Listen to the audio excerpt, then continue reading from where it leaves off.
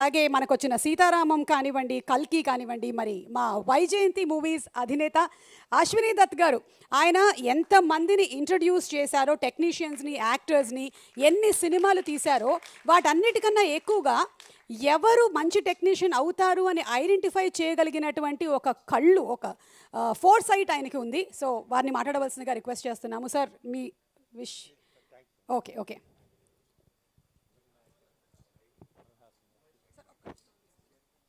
ఉరగనాయకన్ కమల్ హాసన్ గారికి, ఆ పితృ సమానులు సంగీతం శ్రీనివాసరావు గారికి, అందరికీ ఈ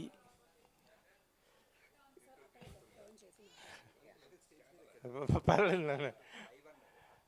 thank you sir, thank you very much. వచ్చిన అతిథులందరికీ నా హృదయపూర్వక కృతజ్ఞతలు. ఈ సుమారు 25 సంవత్సరాల క్రితం సంగీతం గారితో సినిమా స్టార్ట్ చేసి అది ఎందుకున్న కారణాంతరాల వల్ల ఆగిపోతే ఆ రోజు నుంచి ఈ రోజు వరకు నాకు సరిగ్గా నిద్రపట్టలేదు.